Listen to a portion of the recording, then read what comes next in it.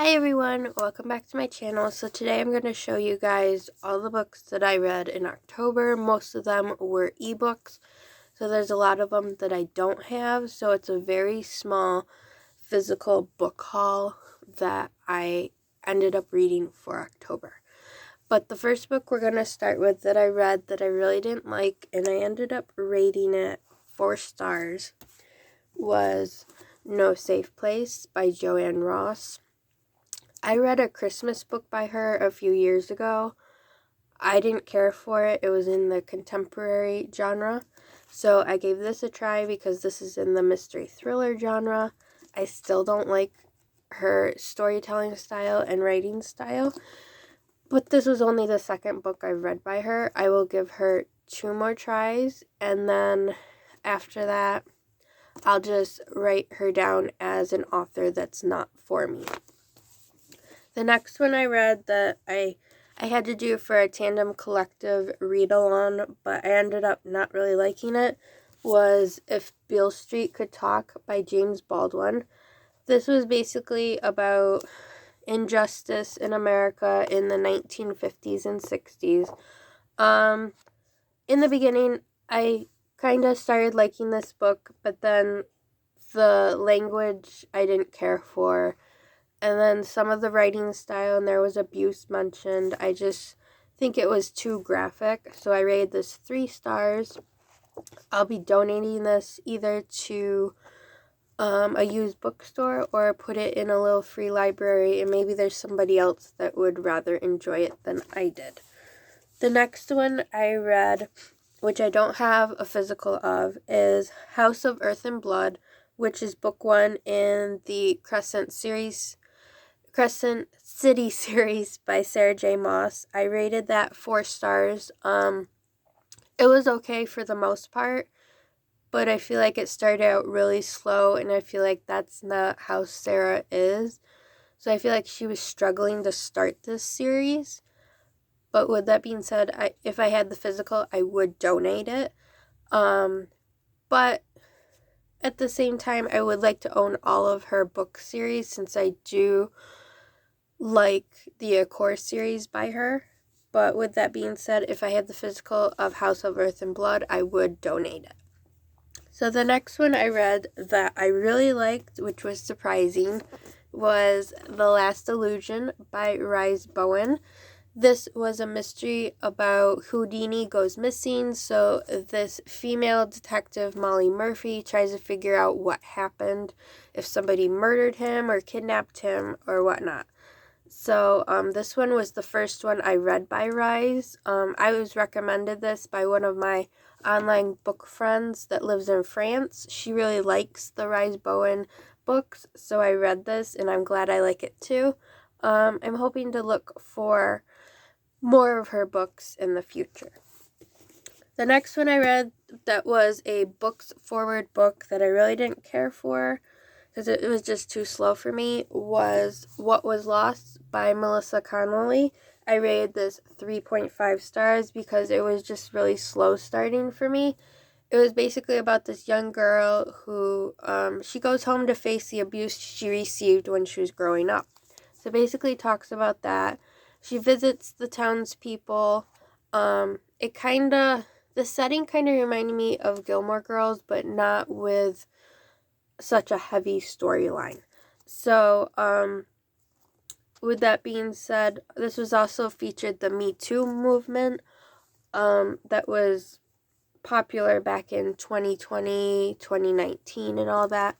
But this one will be donated because I just didn't care for it. I thought it was just too slow for my liking. So this will either go to a used bookstore or I'll put it in a little free library next week. The next one that I read, I don't have a physical of, was book 2 in the Suki Stackhouse series by Charlene Harris, which was Club Dead. I rated that 5 stars. I really liked the first book that I read last fall, so I thought it was a good time to continue that series. So I'm hoping to read book 3 very soon. I really liked this one. I thought it was just really cool that there was a paranormal aspect that fit in with the fantasy.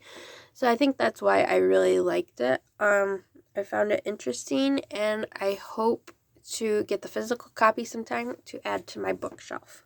The next one I read that I don't have, which was an ebook, was A Requiem of the Dead by Winter Austen. This is her newest book in her detective series, and I really liked it. I rated it 5 stars.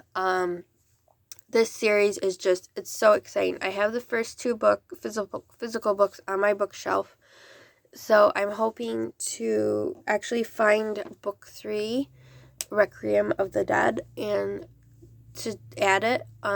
She did tell me she's hoping to add 2 or 3 more books to that series, so I'm really looking forward to that. This one was basically about somebody went missing in an abandoned building or field, and they were trying to figure out what was going on and who the killer was and all that. So it basically takes you on that same road as the last 2 books. So the next one I read that I liked, but I don't have a physical copy of, was The Keisha Death by M.C. Beaton. This was a cozy mystery. Yes, I finally read a cozy mystery this fall, which I'm really happy about. I rated it 5 stars. I watched the TV show a few years ago when it was on PBS. I really liked it. I do have to say, even though I liked this book, I feel like the TV series was a little bit better than the book. Because I feel like the book missed out on some scenes that the TV show showed. So with that being said, if I was to do a book to TV adaptation video, I would definitely say the show is better. Next one I read, which was a buddy read with my cousin in Virginia, I don't have a physical of it, only of book 2, was The Thief of Seafarer's Lane by Michelle Gripe. I rated this 5 stars. It was historical fiction. This one is basically about a female thief who's stealing stuff from this guy's shop, and he basically tries to find out why she's doing it, and in the process, he starts to like her, and they fall in love and all that. So it basically is a historical romance, but it's set in Victorian London, which is what I love. I always wanted to visit that area, so I really like that series, or that book one. My cousin couldn't get her copy for 2 weeks, so I have to text her about that or message her and see if she was able to get that copy. I did tell her that if she can't, we'll just count it as our fall and winter read, and then when spring comes in March, we'll just pick a spring book and hopefully count that for spring and summer. She's a little bit of a slow reader than me, so she's always patient with me. I'm patient with her. We have a really good cousin connection, so I'm thankful for that. So the next one that I read that I do have a physical of, and that I was sent this free copy by the author because I reviewed her other books, was A Hush at Midnight by Marlene Bell. This is basically about a celebrity chef who finds her mentor's body is dead in the groundskeeper's bed. So there's a little bit of romance that goes on, but it's not dirty. It's very clean. I rated this 5 stars. It's a mystery. She actually posted the other day whether she should write another thriller that would, I don't know if it'd necessarily go with this book, or to add to her Annalise series, and I asked if she could add to the Annalise series. I know for some people, the last book in that series probably looked like everything was tied up in a bow, and that's that. But I would really like to see how Annalise and her husband or boyfriend or whatever and his son are doing now, and see how their life is. So, but yeah, this is a mystery. So, the next one that I read was Dance With Me by Luann Rice. This one I rated 5 stars. It was basically a contemporary novel about this woman that returns to Rhode Island after many years to see her mother and sisters, but then there's a fight going on about something that happened years ago. So it basically talks about that. This was, I think, the third Lou Anne Rice novel I've read, so I'm really liking her writing style and her storytelling style. The next one I read that I don't have a physical of is Lifers by Kevin G. McWalter. This was another book from Books Forward that I reviewed for them. I rated it 5 stars because it was a science fiction novel. It was basically about, which I found really interesting, it's basically about if people didn't die and if they lived forever. But there was a twist that if people lived forever,